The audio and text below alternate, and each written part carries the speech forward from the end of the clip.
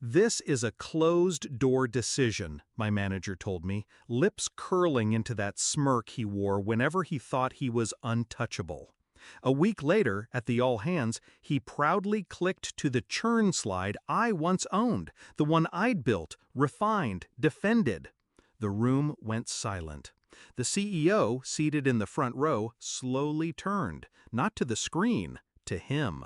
Not with anger, with something worse. A look of pure, dawning horror. I still remember the first day I met him. Fresh promotion, new office, the title of manager freshly inked under his name. He was nervous, sweating under a suit that didn't quite fit. I taught him everything. How the metrics worked, how churn wasn't just numbers but stories, customers whispering why they were leaving, hidden inside the data if you knew where to look. He listened back then, even thanked me, called me the brain behind the department. I believed him, trusted him, foolishly. The first red flag was small, a report missing my byline, my formatting, my models, but his initials. Then, meetings I wasn't invited to, strategies I had drafted suddenly coming from his mouth, polished and passed off as his brilliance. I confronted him once. He smiled, said, "It's not personal, it's politics." That's when I knew. He wasn't incompetent, he was erasing me. Piece by piece, slide by slide, he was building a castle on the bones of my work.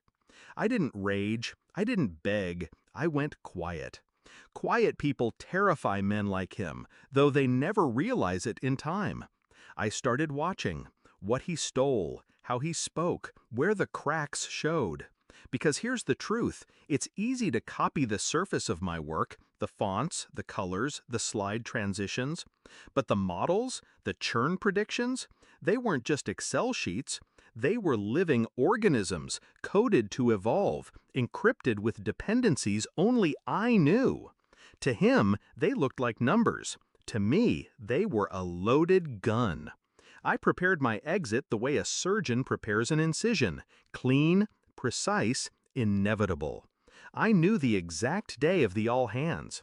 I knew he would stand there, preening in front of 300 employees, presenting my slides as his triumph. So I made a simple adjustment. A seed buried in the formulas, a dependency hidden beneath layers he'd never bothered to check. The slide would look perfect on his laptop, smooth curves, promising numbers.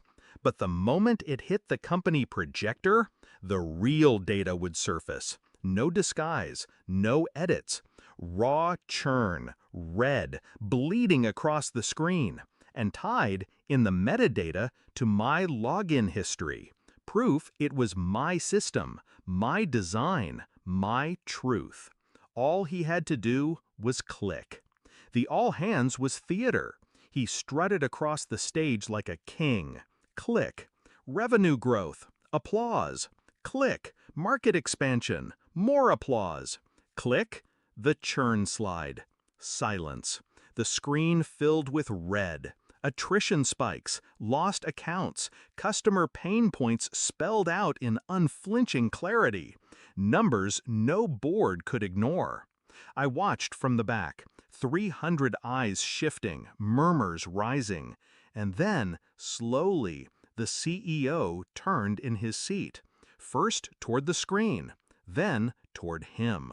Not with anger, but horror, realization. Because the man on stage wasn't presenting strategy, he was confessing fraud.